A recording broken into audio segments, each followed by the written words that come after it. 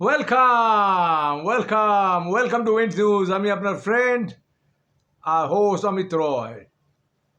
পাকিস্তান একটা সার্কাস, এটাকে বলতেও পারেন অনেকে দুঃখের সঙ্গে বানানা রিপাবলিক আমেরিকানরা বলে না, সাউথ আমেরিকার অনেক ছোটো ছোটো কান্ট্রি ছিল যাদের কোনো ইডিওলজি, কোনো এক্সিস্টেন্সিয়াল, কোনো একটা এসব কিছু থাকে না। পাকিস্তান অনেকটা ওই রকম টাইপেরই, নিজের লোককে গুলি করে করে মারছে আর রাজ্যের মিথ্যা কথা মানে স্তূপাকৃতভাবে তৈরি করে করে বানাচ্ছে। ইন্ডিয়ার নাকি 15টা প্লেন ফেলে দিয়েছে, অপারেশন সিন্দুর, অমুক তমুক। একটা কল্পনার জগতে থাকতে ভালোবাসে, নিজেকে বিরাট ভাবে, কেউ পাত্তা দেয় না, নিজের লোক ফেড আপ হয়ে গেছে। আমি যখন বিদেশে থাকতাম, দুটো দেশের লোককে আমি দুটো আর তিনটে আরেকটা দেশ নাও বলতে হবে, যদিও দুটোর কথাই আমি এই মুহূর্তে বলবো। একটা হচ্ছে পাকিস্তান আর বাংলাদেশ। এরা না এসকেপ করতে চায় তাদের কান্ট্রি থেকে, যেন ওরা জন্মেছে পাপ করে ফেলেছে, এরকম একটা ওদের মনের মধ্যে থাকে। কী করে এসকেপ করবো, কিন্তু ইন্ডিয়াদের মাইন্ডে সেটা নেই। কিন্তু ইন্ডিয়াদের মাইন্ডে ওটা ওরকম থাকে না। ইন্ডিয়ান আগে গেলো, চাকরি করলো, যা করলো, আর বিজনেস করলো, ফিরে এলো। ওই অ্যাবসলিউট তফাৎ। এখানে কি বেসিক তফাৎ হচ্ছে এডুকেশন, আর কিচ্ছু নয়, মাইন্ডসেট। পাকিস্তানেরাও তো ইন্ডিয়ান, যাই হোক সে কথা আমি আসছি না। কীভাবে নিজের লোককে মারছে, কীভাবে নিজের লোককে গুলি করে করে মারছে। আচ্ছা প্লিজ আমার চ্যানেলটা লাইক করবেন, শেয়ার করবেন, আর পারলে সাবস্ক্রাইব করবেন। কীভাবে নিজের লোককে গুলি করে করে মারছে পাকিস্তানি অকুপায়েড কাশ্মীরে, পিওজেকে, জম্মু কাশ্মীরে গুলি করে কুকুরের মতো নিচের থেকে। আবার বলবে তেরা মেরা রিস্তা কে লা ইলাহা ইল্লাল্লাহ।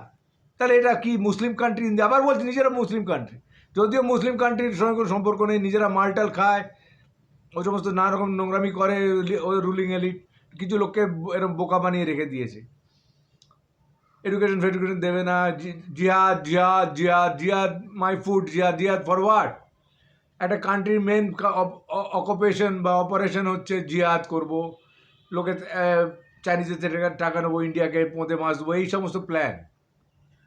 কাশ্মীরে কিভাবে দিনের পর দিন লোক ঢুকে অ্যাটাক করিয়েছে, টেররিজম করিয়েছে, আমরা তো সবাই জানি। হিন্দুদের ধরে ধরে গুলি করে মেরেছে পাহেলগামে, পাকিস্তান করিয়েছে। আর চায়নার ব্যাকিং, অফকোর্স চায়নার ব্যাকিং। সে যাই হোক, চায়না ওদের প্যাট্রন, চায়না ওদের হাঁকতে বললে হাগে, মুততে বললে মোতে, ওরা ওই রকমই লোক। এখন পাকিস্তান অকুপাইড কাশ্মীর আর ইন্ডিয়ান কাশ্মীর, যা যদিও পুরোটাই ইন্ডিয়া ক্লেম করে বা আমরা ক্লেম করি, একটা বিরাট ব্যাপার আছে। তারা তো ইন্টারনেটের যুগ, রিলেটিভগুলো আছে ইন্ডিয়ান কাশ্মীরে ফ্রি চাল পাচ্ছে, খাবারের সাবসিডি, স্কুলে গেলে বাচ্চারা টাকা পায় আর খাবার ফ্রি পায়, এই সমস্ত রয়েছে অল ওভার ইন্ডিয়াতেই। এই স্কিমগুলো তো আছে। আর মোটামুটি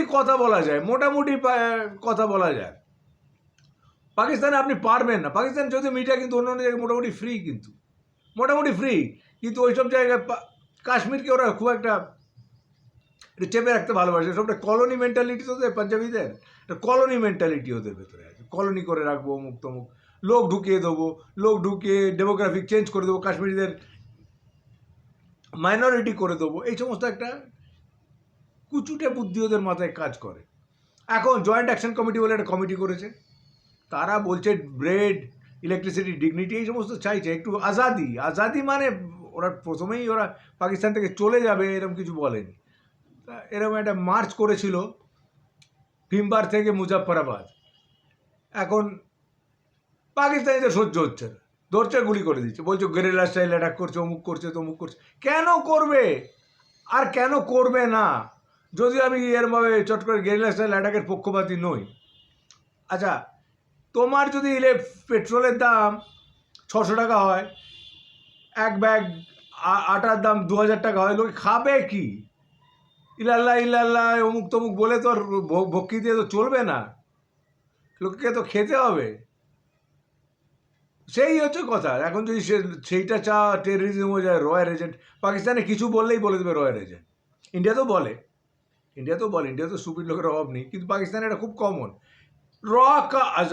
এজেন্ট র বলতে পারে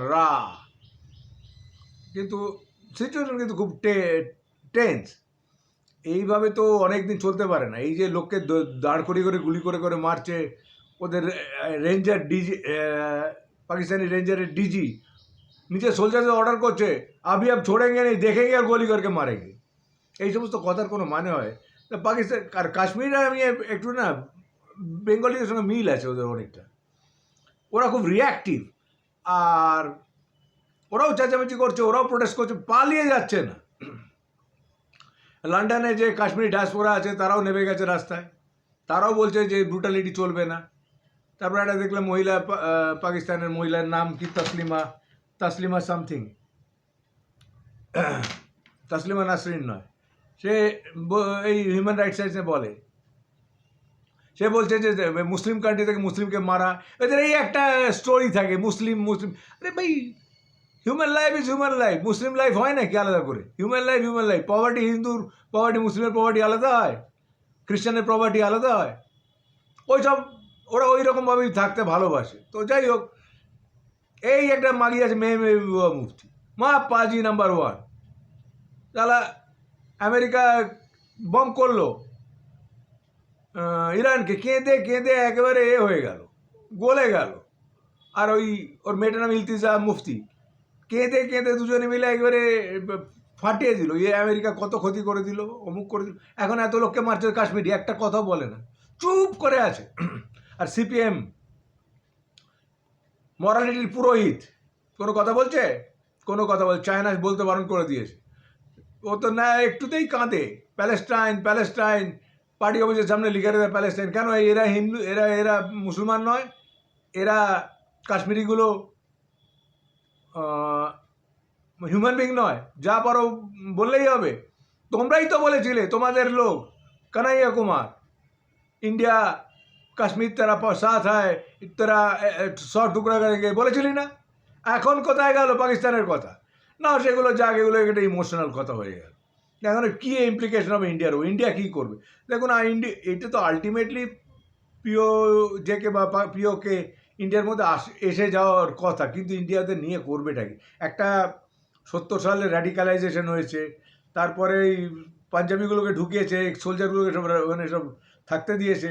এরা যদি ইন্ডিয়াকে নিয়ে নেয়, ইন্ডিয়ার যে কাশ্মীরি মুসলমান আছে বা কাশ্মীরিরা আছে, তারা ওদের সঙ্গে যদিও রিলেটিভ বলে টলে, কিন্তু একটা কালচার তো ডিফারেন্ট হয়ে গেছে।